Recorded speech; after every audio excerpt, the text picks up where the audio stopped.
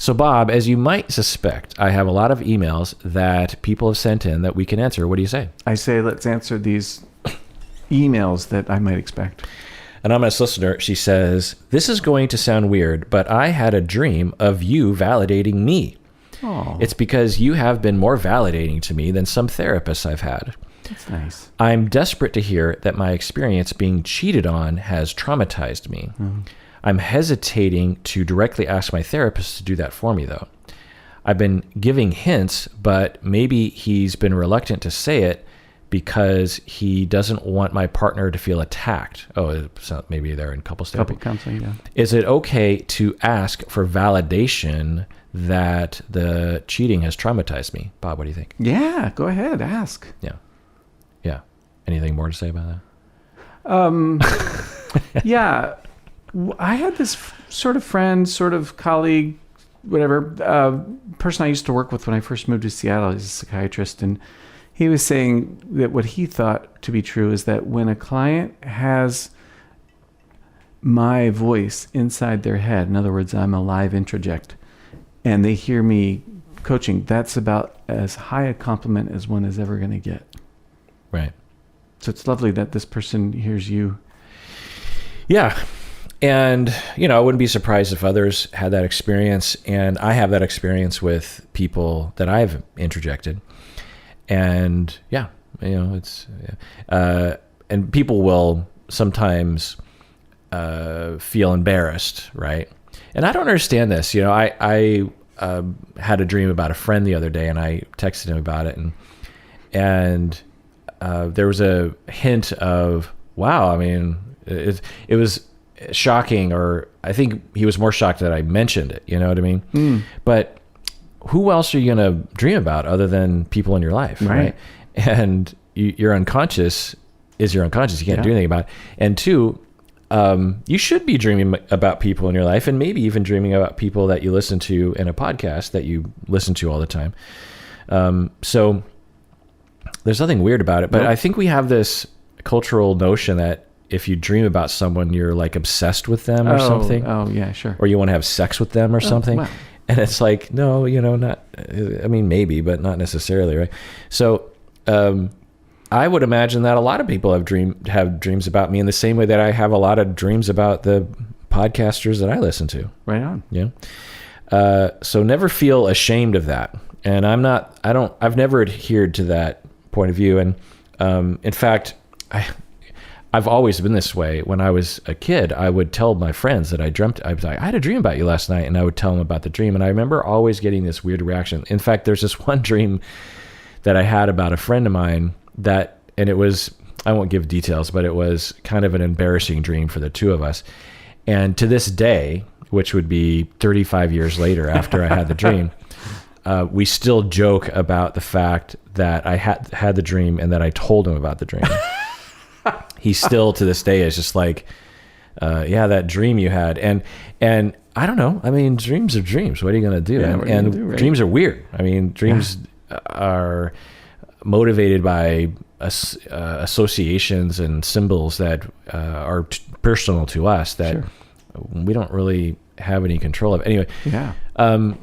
But yeah, absolutely ask your therapist. That is the central function of therapy, is validation. And so if you feel as though your therapist isn't validating you, or you need validation around something, then that if you don't say something, you're essentially wasting your money on a certain level. Like, you need to be telling that person, like, I need validation about how horrible the cheating on experience was for me. I feel like that hasn't been validated enough. Yeah. You need to bring that up. Yeah. And to not is to just go through the motions of therapy to some extent. The other thing is that it's not hard as a couples therapist myself to validate someone for their experience of being cheated on while not ostracizing the person who did the cheating. No. I mean, hopefully we've gotten to a point in therapy where we've agreed as a threesome that the cheating was wrong. Right? Yeah. Hopefully you're at a point in your therapy where that is a understood idea. And so to validate the victim of such terribleness should not be a shocker to the person who did the cheating. They should be, and if that's a problem, then that's got to be addressed, because if someone cheated on you and has not accepted that they did something wrong, then there's a lot more to do, and you're not the problem at that point. You know what I mean? So you absolutely deserve to have and the other thing I'll say is that the reason why I emphasize so often that cheating is wrong, that cheating is immoral, by definition, cheating is when you do something against an agreement that a romantic or sexual exclusivity agreement, or even you can cheat in a polyamorous relationship. It just goes against the agreement that you decided on, for reasons that are intrinsic to the safety and trust in a relationship. If I go against an agreement with my wife and I say we're going on a vegan diet for a week or something, and I have meat, that is, with me and my wife, that wouldn't devastate her. But if I cheated on her, that would devastate her. There's an understanding that people hold these, not everyone, but most people hold these things very dear to them, and can really be, traumatizing and challenging. Fuck yeah. And so the reason why I emphasize that it's immoral, that it's wrong, it's not okay. I'm not saying that people need to go to prison or some sort of moral hole, No. some sort of moral prison No. or something. I'm just saying it's wrong and it's obvious. And the reason why I say it so often is because so many therapists don't come from that place. Yeah. So many therapists will be like, well, people cheat for a reason. I'm like, yeah, that doesn't make it okay. People beat their spouses for reasons. That doesn't mean it's okay. Yeah, there are reasons. And particularly, I will say this, when it's a woman cheating. I can't tell you how many times I've heard people, when a woman is cheating, the assumption is, well, the husband in a heterosexual relationship, the man must be a jerk face. And when the man's cheating, it's often, well, he's a dog. And he might be a dog, and she might be involved with a jerk face. And maybe in the context, we're like, well, if someone's routinely beating you and cheating on you, and you cheat, two wrongs don't make a right, but in context, it's not like it's a horrible thing. But I will hear people, the only thing they know about a couple is that she is cheating, and people will just give her a pass. And I'm like, no. Now the reason why I'm saying no is for people like an anonymous listener here who deserve the validation of their victimhood, that they have been victimized, that they have been harmed, that they've been lied to, that they have been, and it's one thing to lie once, but to cheat, you have to lie on a whole number of, it's particularly if it's an ongoing relationship, you have to lie and lie and lie and lie and lie. And that is hurtful, even if you don't stay with that person, even if you break up. That is harm. That is going to mess you up. Yeah. That's going to make it so that for the rest of your life, you have this major question mark about, can I really trust people? And that is harmful. It's not okay. Not okay. And the fact that I have to say that, the fact that I have to assert that, and that as a therapist, you might literally never hear this, and in fact hear the opposite from your superiors and your professors, is a problem. And I don't understand it. I don't understand why people have, I think it's like we want to not, I think there's a number of biases. One, in our field, we don't want to moralize, right, which I find to be ridiculous, because of course we all do moralize. We all understand that if someone punches you in the face, if a couple comes in and they're, someone's like, hey, I punched my spouse in the face, and the victim of that physical abuse is like, I don't really mind. We would, as a therapist, say, well, I mind. Yeah. And that's wrong. That's not okay. You can't intimidate. You can't hurt. You can't do those things to someone. That's wrong. Yeah. We have morals as therapists. We assert those morals. Sure. Sometimes in opposition to what our clients are asserting as their morals. Yep. So to somehow try to be amoral in therapy, I find it, and there's a long debate about this, but anyway, I also think that we have just developed this culture in our field that and I think for some good reasons, that when people do bad, quote unquote, bad things, it's often because they're suffering, which we understand, right? If someone is, for example, drinking alcohol every day, a very viable and recommended perspective is, I wonder why they need alcohol. What is it that, instead of looking at them as drinking because there's something weak about them, or they're immoral, or they don't have good character, which is often what society will say. Right. We will say, no, there's a reason why they're doing that. And I think for some reason we've expanded that and only have that as the foundation for why people will cheat. And of course that is a viable perspective. And I've often found that to be the case. When people are cheating, it does come from a place of suffering. Of course. But it doesn't make it any worse for the victim. No. Or better. Yeah. So, right. It doesn't make any, right. That's the right. There's a triage though, right? If we don't attend to the wound, we're putting the cart before the horse. We attend to the wound first, and then we attend to the things that led to the wound. Right. I heard a couple therapists say, yeah, maybe this takes place in a context, but whatever that context was, it led you to acting unilaterally, and unilateral does not work in a relationship. Right. So it could be that the therapist is afraid to validate for fear of alienating the other person or pissing them off or whatever. But maybe what the therapist could do is model proper remorse. Like, oh, that's what I did. Oh, that's what happened to you. Of course you're in agony about it. Of course you're really suffering, because it might be that the person that did the cheating either doesn't understand or is in denial about the impact of their behavior, and also the what's the word? Like the magnitude of it and the longevity of the pain, because that ain't never going away. Right. Not that they can't heal from it. They can, but that ain't never going away at the same time.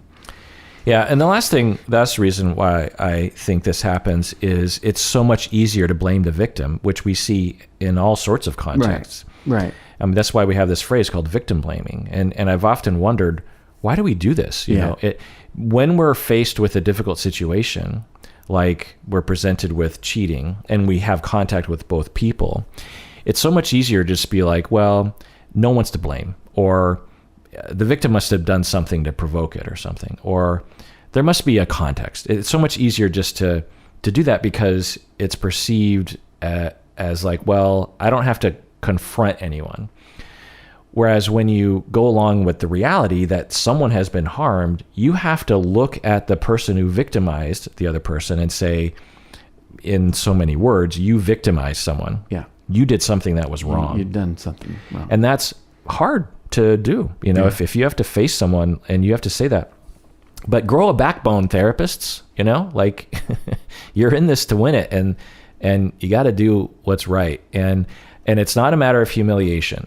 I've worked with so many people who were cheating in the moment, who had cheated in the past, and I develop a deep relationship with those people. Sure.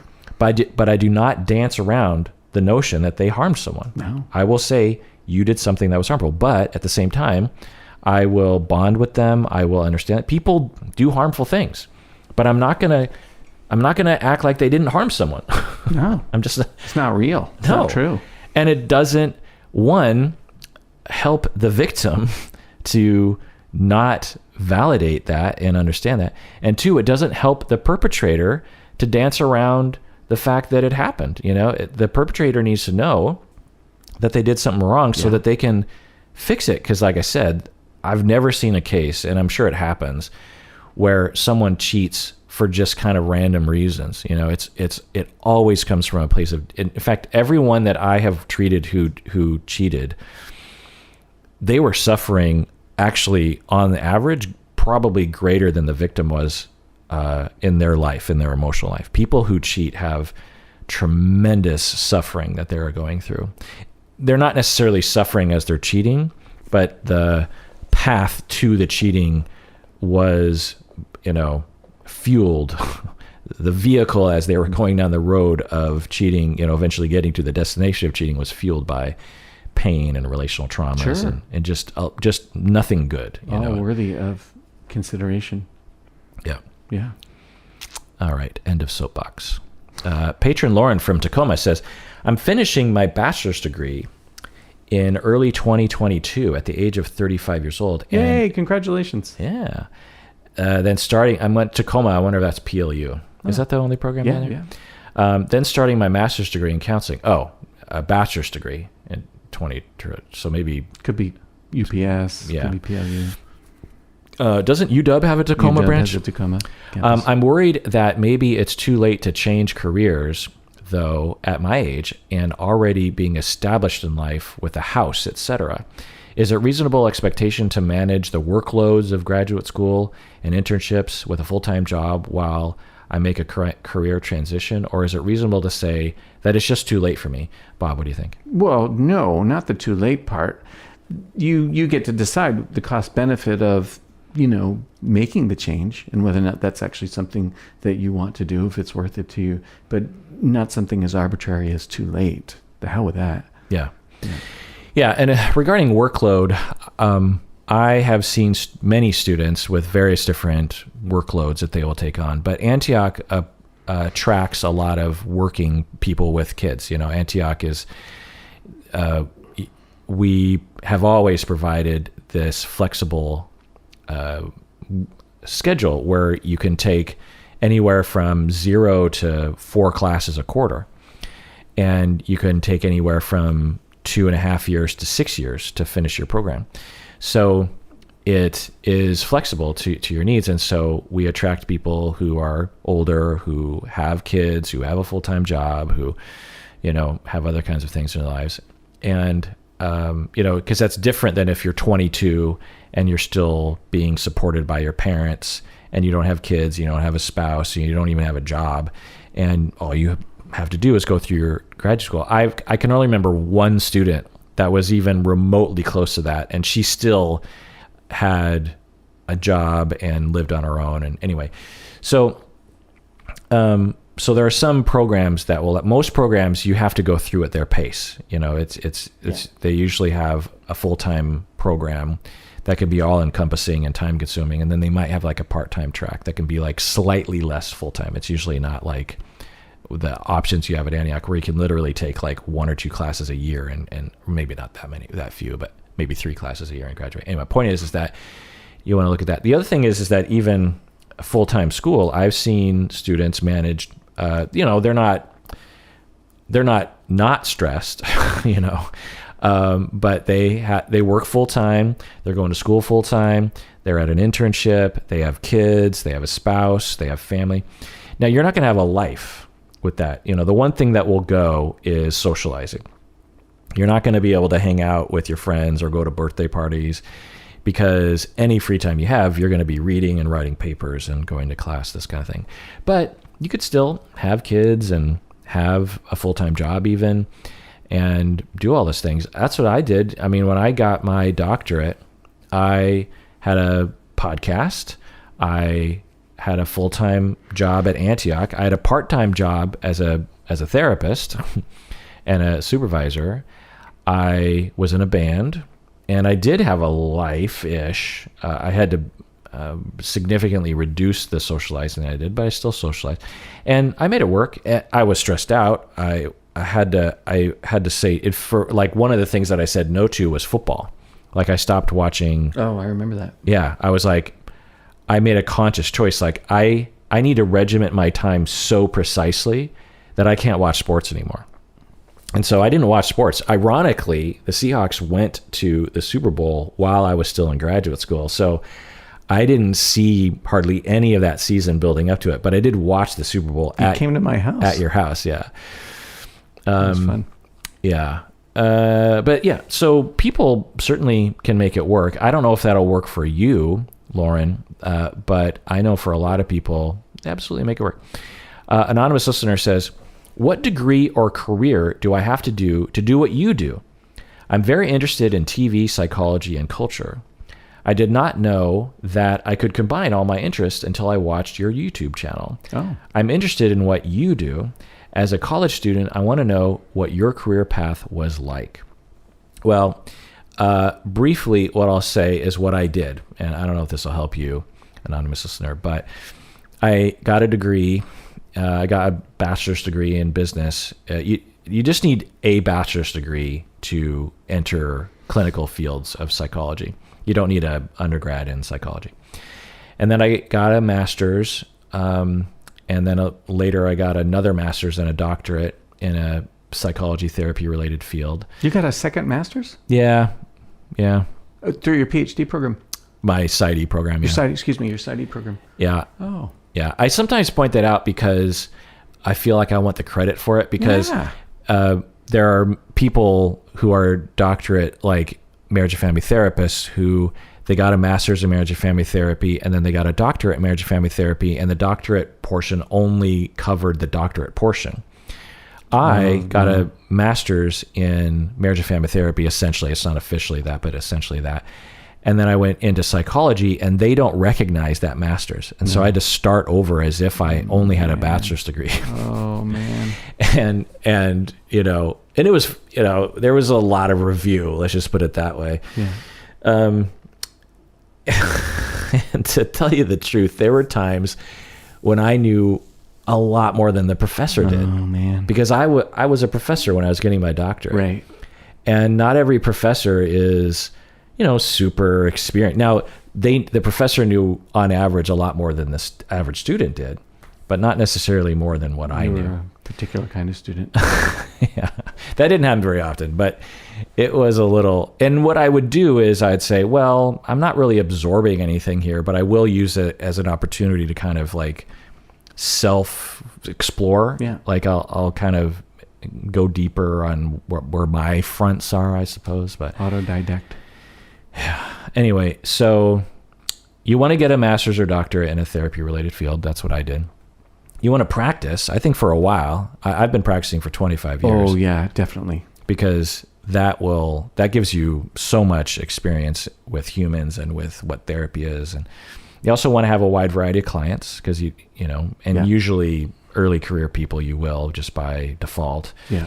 You want to get good supervision and consultation, because a lot of what I've learned about therapy and about psychology and about who I am and about how to supervise is through conversations with others. I was a professor and have been for 25 years. And when you're a professor, you learn what you teach, and you want to teach a wide variety of classes. I haven't taught a super wide variety, but I don't know. Well, if you're teaching case consultation, though, you have to know a lot. Right.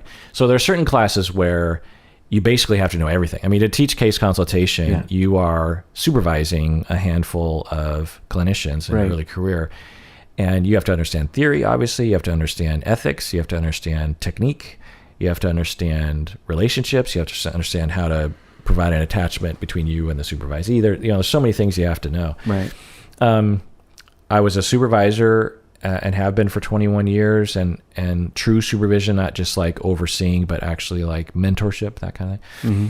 And then, I started making content. I've been doing that over 13 years. So that's the path that I took. And I would say that I didn't really become a good podcaster until 5 years ago or something.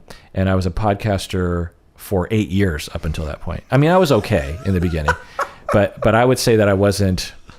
I think there's a noticeable quality increase about maybe 7 years ago or something. You know what I mean? They were okay in the beginning. And to be honest, or to be fair to me, I didn't take the podcast that seriously.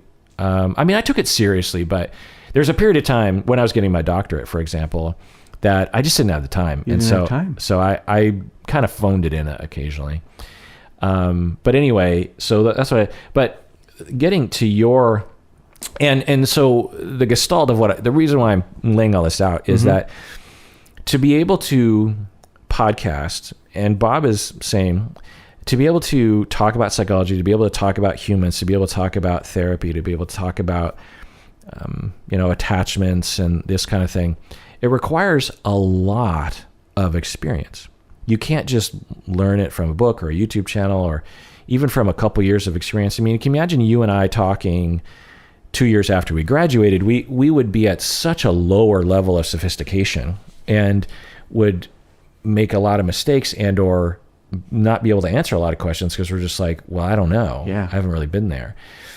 So a lot of what might be appealing to the podcast and the YouTube channel, for that matter, is coming from a reservoir of experience that I have. And that's the other thing I want to point out as well, is some people as students will be like, Kirk, you're so knowledgeable. I don't understand. I feel so stupid, like I feel like I'm a failure because you seem to know so much and I barely grasp these things. I don't understand. And I'll say like, well, I was just like you at your stage. I don't know what it is in American culture or something. We just have this notion of like, we should just be a thing instead of having to do the work. I think we've gotten away from like apprenticeship ways of thinking, where like Japan, they do this. If you watch Jiro Dreams of Sushi, have you seen that documentary? Oh yeah. 10 years just to make rice. Right.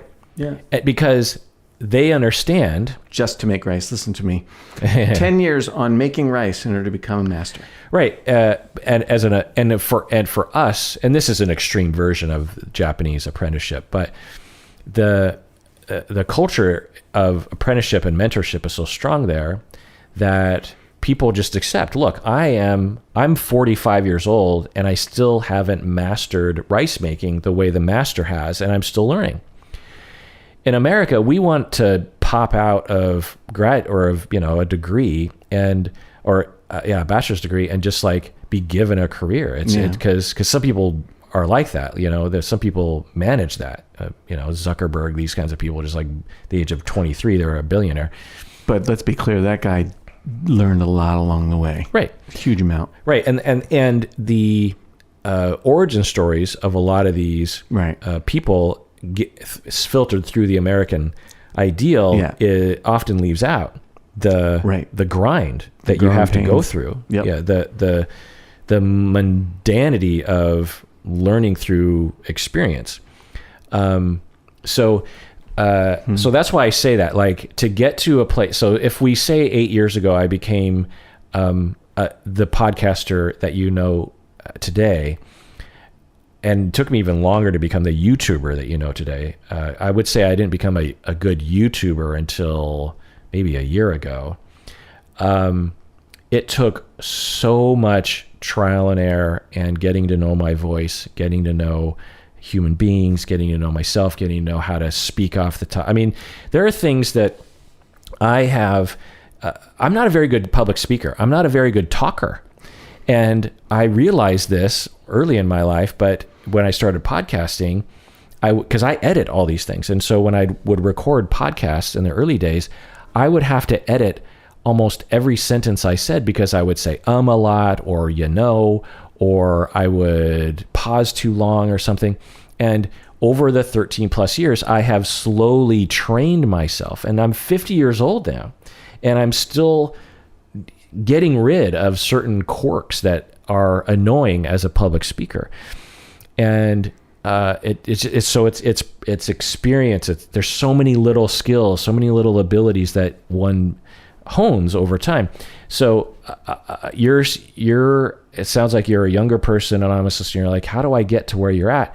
Well, spend 25 years in a career and spend, how many hours is that? It's 50,000 hours plus in a career, right? 2,000 hours. That's right. So 50,000 plus, hours doing one kind of area of work, and not only just that, but also the know-how of content creation and of the tech side of everything and how to present yourself well. And, then you'll get there. One of the things, though, that you're not saying that I think is really important is how much work you do now to prepare for particular deep dives. You study up like crazy. Yeah. Even what we're doing right now, Bob and I spent, hours cultivating curating all these emails. Mm-hmm. I don't just open my email and I got to pick particular emails. I have to edit them. Mm-hmm. I have to take notes on what I'm going to say. I have to pace everything out. I have to think, what will Bob respond to well? And that's just one part of the content creation thing that I've learned how to do over time. Right. The other thing that you say here, anonymous listener, is I'm very interested in TV psychology and culture. I'm not hearing that you're interested in providing a clinical service. No. It doesn't sound like in that sentence, maybe you are, but in that sentence, I don't hear, I want to be a therapist. That was my primary mission for over, for a couple decades that was my identity. I was a therapist who also taught and also did a podcast, but my primary mission in my life was to interface with clients who were hiring me, and I would help them with their issues. And it just so happens that translates, I guess, into content creation. I didn't set out to provide content. If I did, I wonder if I would be where I'm at today. Yeah, I wonder too. Yeah, if I at the age of 24 decided I want to be a YouTuber and I want to talk about TV and stuff and psychology, I wonder if I would be, 10% of what I am today, because I had to go through all that stuff because I wanted to, not because I wanted to make content. I wanted to be a therapist desperately, and I still do. And then later on, I wanted to be a professor additionally. And that was, and if I never made content, if I never made a podcast, if I was never on YouTube, I would have been totally content. So the content only sort of followed that. So if you're not interested in being a clinician, I think you should think about what sort of content you want to create, and what your voice should be, because for me and Bob, our voice is that of a therapist, and we speak from that place. Yeah. Whereas if you're just interested in TV psychology and culture, maybe there's a different sort of voice that you have, and you don't need a degree, and you don't need to practice as a clinician. It's like that Dr. Laura, right? Yeah. Well, what do you mean? She has a doctorate in physiology or something completely unrelated to psychology, and yet is a person of strong opinion who creates content, or at least created content based on people writing in and asking her questions. I don't know why anybody would be interested in her opinion. I don't think there's a whole lot of soundness to what she has to say, and certainly no training behind it, just a person of strong opinion. So you could do that, right? But would you be adding any value? Yeah, I mean, maybe. I've seen some non-clinicians who create content that I get behind. Right on. I'm not it's super complicated clinical stuff, but it didn't rub me wrong. Let's just put it that way. But yeah, Dr. Laura, let's talk a little bit about her. So what's your impression of her? What do you know about her? I think she's a person that has strong opinion and is willing to sort of announce it publicly. Do you like her? No. Yeah. Why don't you like her? Because I think the things that is she still on? Yeah. I don't know. I imagine. Okay. Well, I think the things that at least I've heard her say are non-compassionate, judgmental, simple, which is really great for a bite-sized radio show where people call in and ask questions about, Right. Like someone will call in and say, and I remember this was kind of a classic thing that she would do. A woman would call in and say, my husband is looking at porn and I feel really hurt by that, or something more stark, like my husband cheated on me and I don't know. And she would just say something like, well, you must be doing something wrong in bed. And the caller would say well, really? Yeah, I mean, I guess in bed things have been kind of bad lately. Well, and Dr. Laura would say, well, there you go. Yeah. You neglected the bedroom, and so he started to cheat. So get over yourself and stop being a victim. And, I bet you anything she said things like that to callers, right? Simple, moralized, judgmental, unhelpful, yeah, blaming the victim, yeah, things that I think do not add anything useful and actually pollute understanding and insight and decency. Yeah. So here's my story about Dr. Laura. Really? Yeah.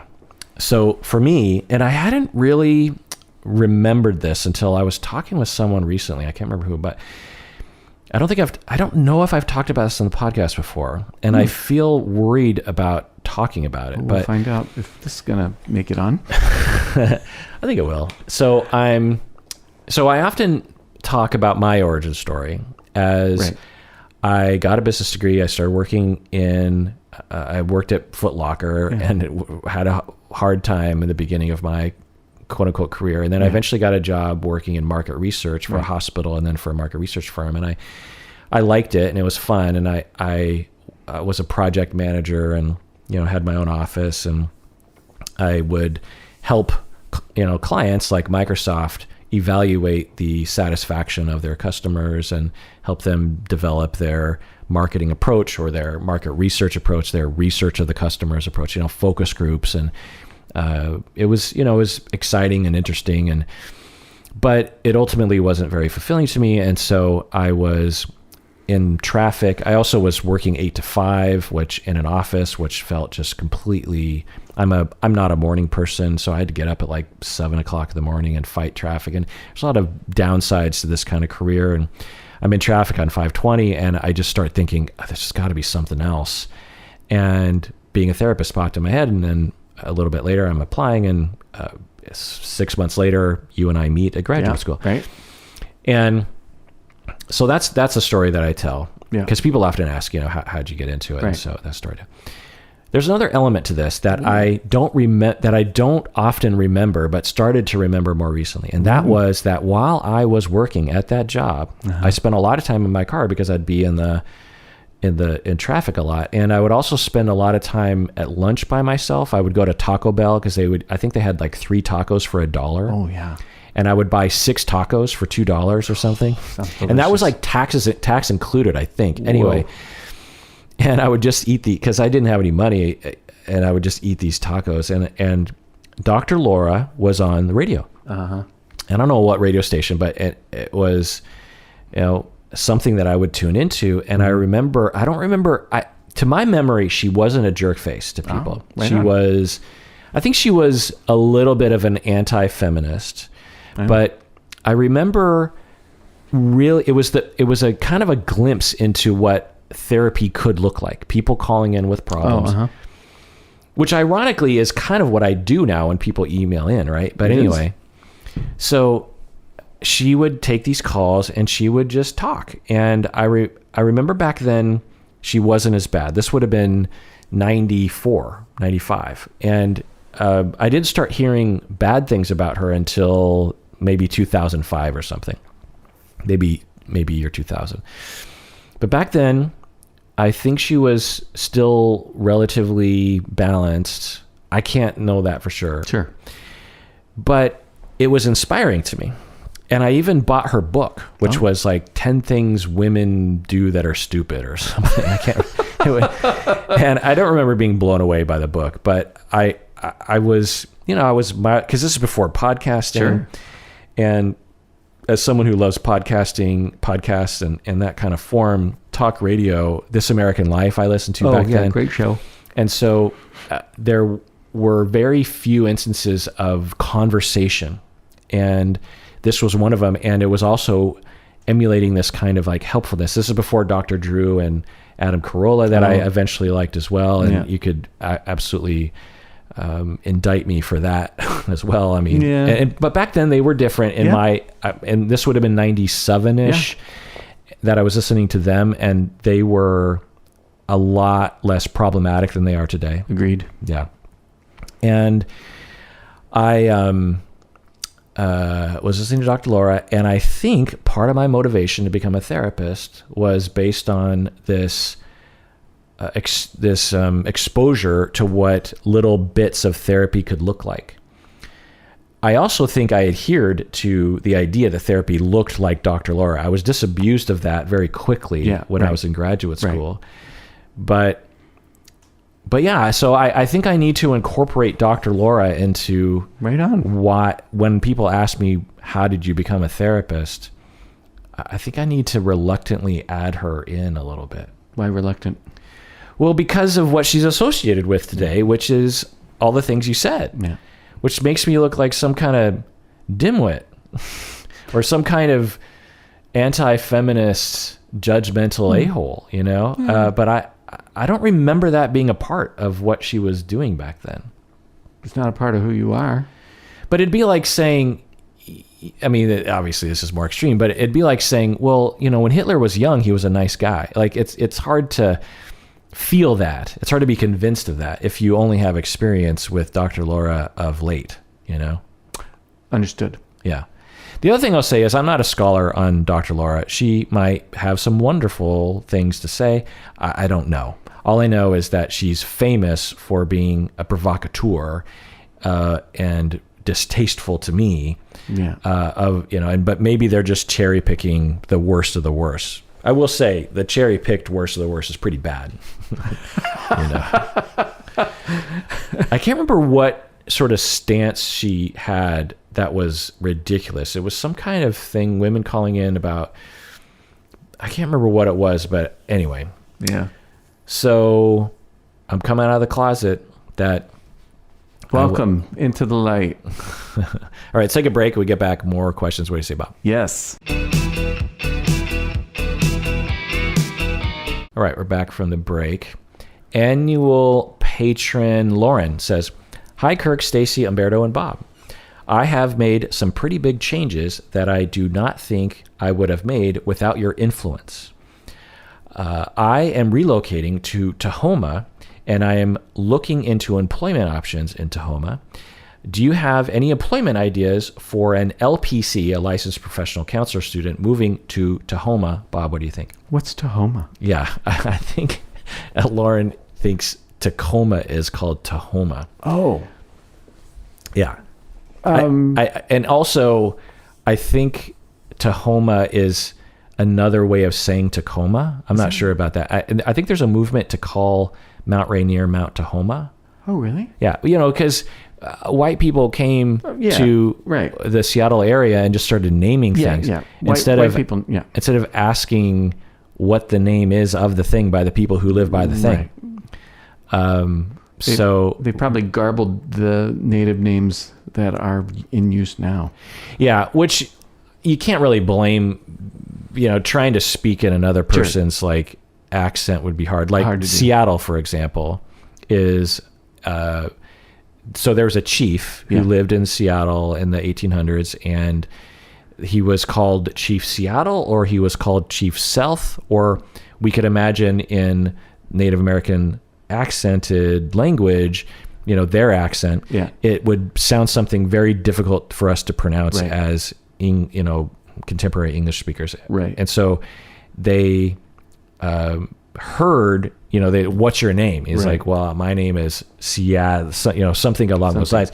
And people heard, sometimes they heard the word Seattle, and sometimes people heard the word South. And so we have, the town is called Seattle, but we have Chief South High School. Yeah.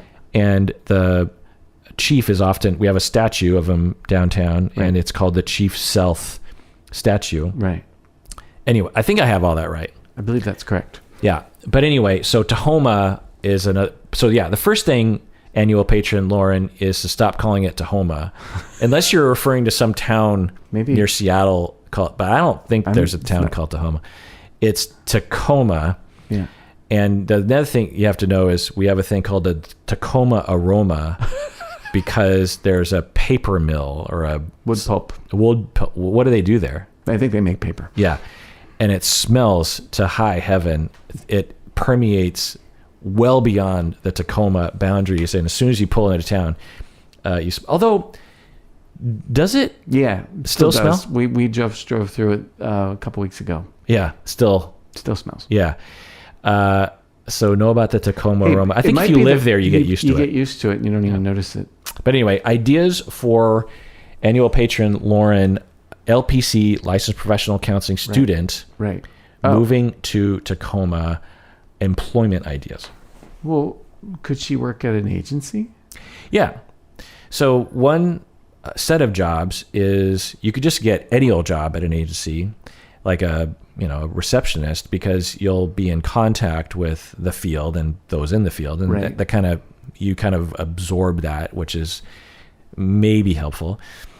or a paraprofessional is what they often will call them, who are bachelor's level people who work with clients. Like they might help the client with a skill. Like when I used to do a form of wraparound services, and I would be the therapist who would be working with the family and the child of concern. But we'd have these BA level paraprofessionals who I might task with hanging out with the kid, giving the parent some respite from the kid, maybe teaching the kid a skill, continuing to work on a skill of emotional regulation or something. So you're not the clinician, but you are a part of the team and getting doing experience. doing therapy-like things. And that's what I did when I was in my graduate degree. I had a job. They didn't call us paraprofessionals, but it was essentially that. You could also get a job at the crisis line. But the thing is I get this question from people, which I think is a good question, but I don't think it's important to do, because there's no real job that approximates what it is to be a therapist. I mean, the crisis line maybe kind of, but not really. Not really. And which isn't to say that it isn't useful. It just isn't. It's not needed. You don't think the crisis line is needed? No. I'm saying. Oh, I see what you're saying. I thought you were saying it's not useful. I'm saying it's not needed to get a job in a related field before you go to graduate school.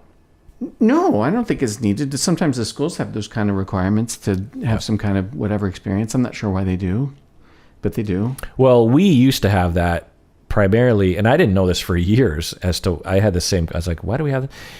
Because they wanted to make sure you knew what you were getting into. Oh, okay. Which I find to be dumb, because if the job isn't actual therapy, then how could one ever know what it's like to be a therapist before they're a therapist? You know what I mean? Yeah. So that was the reason that I was told, and this is one of the reasons why we got rid of it, or I got rid of it, because I'm just like, and because it was such a hassle, because so many people would come to us with that, and it was 100 hours, it wasn't just like 10.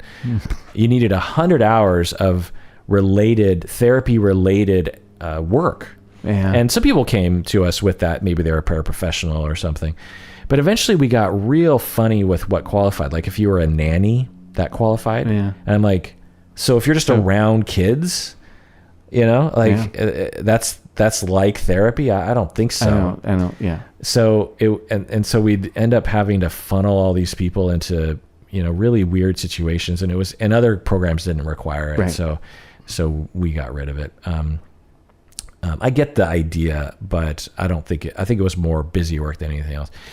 But the thing I'll say is that I don't think that it's important, because there's a certain class of student that are just like, okay, I've applied to graduate school, right, and I have all this energy to learn and to get experience. What do I do before graduate school? What books do I need to read? What job should I get? And I'm always like, you're going to get so much of that once you start graduate school and beyond. Enjoy your freedom before you go to. That's what I say, is like, read a book you want to read, because those days will be over once you start graduate school. And there's no book that will really propel you ahead of the game. There's so much to learn, and you'll learn it, in graduate school and beyond. Enjoy your pre-grad life is what I say anyway. And it certainly won't matter in the long run. It's not like those who had some random paraprofessional job for a year before graduate school are somehow better off post-grad. That's just not how it works. No. Upper tier patron Mel from Sydney, she writes, "Hi, Kirk and Bob. Hi. I have come to know that I have an anxious, preoccupied attachment style when I am stressed out, and my partner is very avoidant. In situations where he is stressed, he tends to completely ignore me or avoid me anywhere between a few hours to days. So he has to, quote unquote, quote, has room to think or space to be by himself. I completely respect this and want to support him by not bugging him. However, this usually lasts about a day before I become extremely anxious. I struggle to calm my racing mind, even though there is evidence that he loves me. in these situations, I want to avoid bringing the attention to myself when it is my partner who needs my support and care. Bob, what do you think? Well, I don't think that last bit is true. Each person needs support and care in a relationship. So yours is every bit as valid and worthy of attention as his. It's lovely that you're caring about him. I'm thinking about that still face. You seen those still face, that Edtronic stuff? There's a 3-minute video on YouTube made by a psychologist at Harvard called Edtronic, Tronick, Edtronic. I like his name.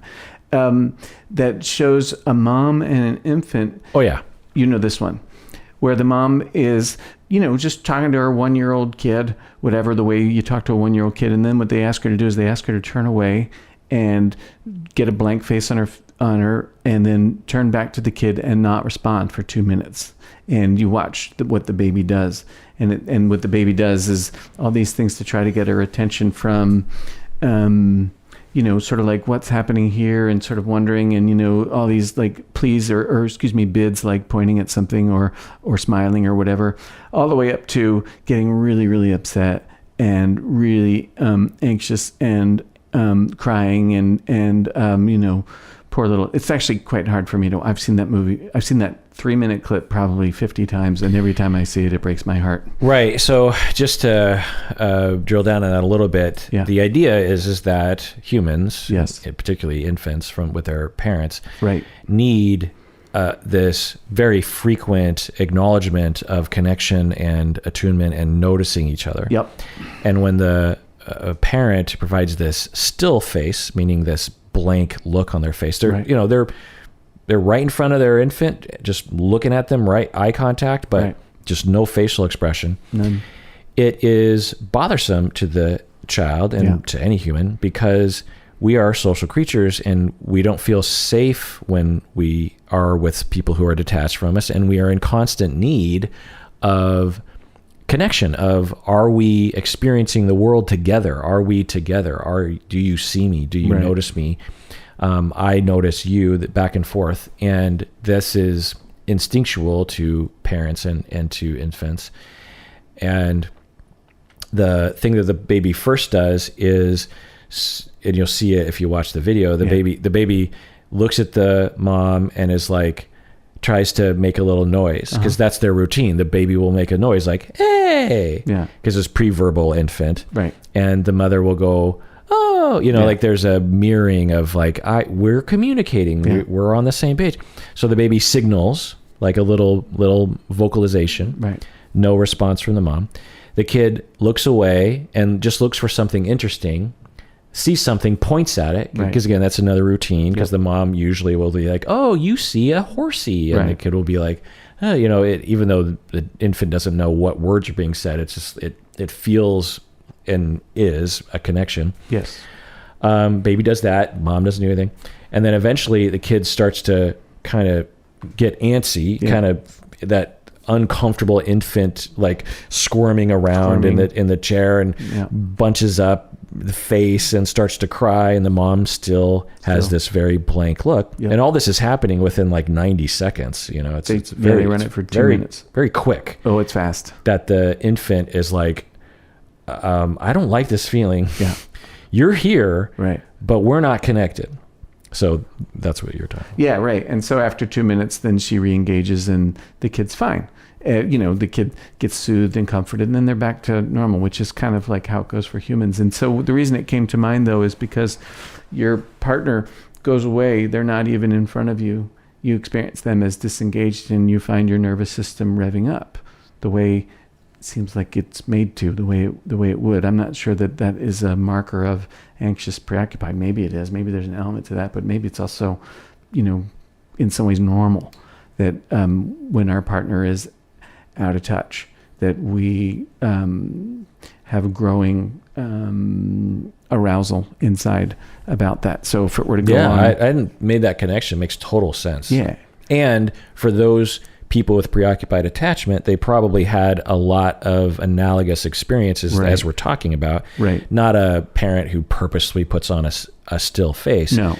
But the lack of attunement and that that squirmy feeling that the infant is feeling was probably felt by anxious attached people throughout their childhood. Yeah, right. And so perhaps you have an amplified version of what would happen to anybody. Maybe it's amplified. Who's not? I mean, you can't measure it, so whatever. It doesn't really matter. What you're noticing is that your own need asserts itself. It comes up in anxiety. It comes up in worry thoughts or whatever. And one of the things that you do is what a lot of anxious, preoccupied people do, which is you focus on your partner's behavior and what do you got to do to get them to behave. But it's really, I was thinking about this while Kirk, you were talking about the thing that video.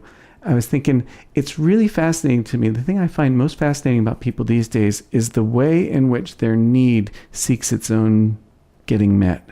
And when you're focused on him and it sort of looks like, oh, I care about you, I'm interested in, you're an avoider or whatever, blah, blah, blah.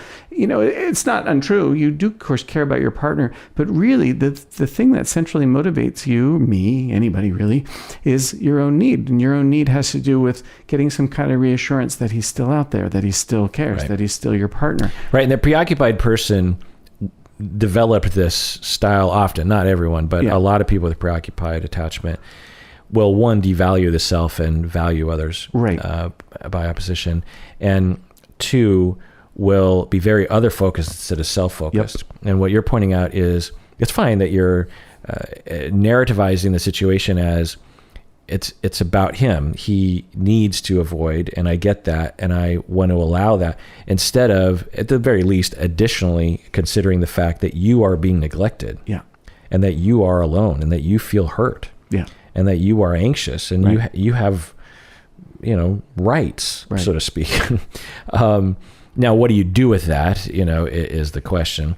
Of course, if you just assert, this is a classic arrangement between a preoccupied and avoidant person. Yes. And classic regarding gender as well. Yep. Although I will say, clients who come into me, I will see various configurations regarding gender. Right.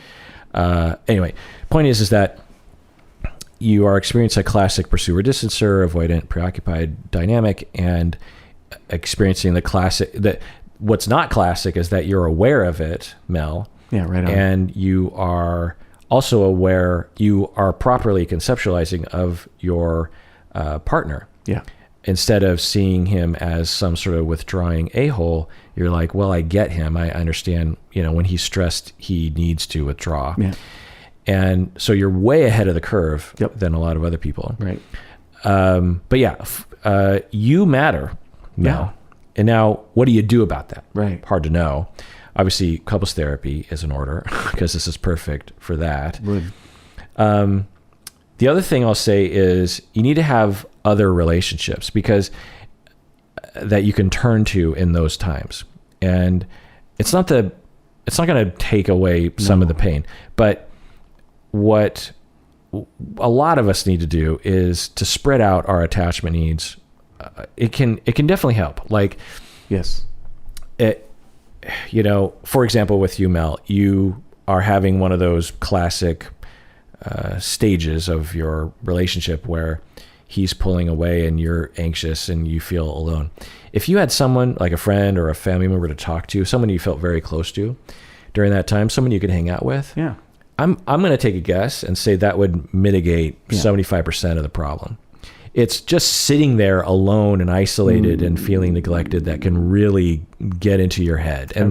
And to expect you as a preoccupied, attached person to somehow just cope with it is totally unreasonable. So the solution, the best case scenario, you can reach out to him and say, hey, I need some contact with you. I don't need total envelopment or enmeshment with you, but I just need some indication that you love me and that you care about me, and that'll tide me over another day. But if he is in his place and you're not in therapy to help with this, then that's a tall order for someone like him. He could experience it as some kind of invasion or some kind of, the American myth about independence and what is healthy dependence. And we don't really get that in our culture. And you're conceptualizing it in a very charitable way, Mel, but it's possible that when he's pulling away, he's quite angry at you. When avoidant people don't avoid when they're stressed, just like, oh, I'm stressed, I'm going to avoid. They avoid for two main reasons. One is they just don't predict it's going to work out if they stay in contact. It's just like, it's hopeless. I might as well run. It's sort of like seeing a tidal wave come. It's just like, you just run. You don't stick around and go like, well, maybe I can swim. Like you just run. You just know, because you've been there so many times that you just run. The other reason why avoidance will avoid is because it's their only way of communicating that they're hurt. Right. They have no other way of communicating, hey, you hurt my feelings. Right. So as you approach him during these moments and say, hey, I need some contact, it's possible that he's like extremely hurt and angry at you during those times, and he's withdrawing, partially because of that reason. So it's a tall order in the moment without therapy to somehow enact some kind of change. And that's why it might be important to have other attachments that you can, at the very least, vent about your partner, but better yet, feel extremely connected to and feel safe. That our preoccupation is born out of a feeling of unsafety, a feeling of being alone, a feeling of being left, abandoned. And if you feel connected and close to someone else, then it'll tide you over, or even just cure the problem, and then you can have more resilience to the isolating behavior of your partner. Right on. The other thing I'll say is that being avoidant doesn't mean you have to be a jerk face, and this is one of the things that I work with avoidance on. Is it's fine that you feel claustrophobic. It's fine that you feel like you need space. It's fine that you're trying to assert that you need space and you need some time. How do you do that in a way that doesn't hurt the other person? Right. It only takes 5 seconds to say, I'm having an avoidant episode right now. I love you. I'm so sorry, but I need space because I'm freaking out. It doesn't take long to say that. You can say that. But the problem is that avoidants, one, are unaware of why they want to avoid, and two, they're terrified of vulnerability. But it doesn't let them off the hook. Right. Bravo. Yeah. Well, Bob, what's the final word on today's episode? I can't remember what we talked about before this one, so I'm not going to be good at final word. Well, final word about maybe this topic.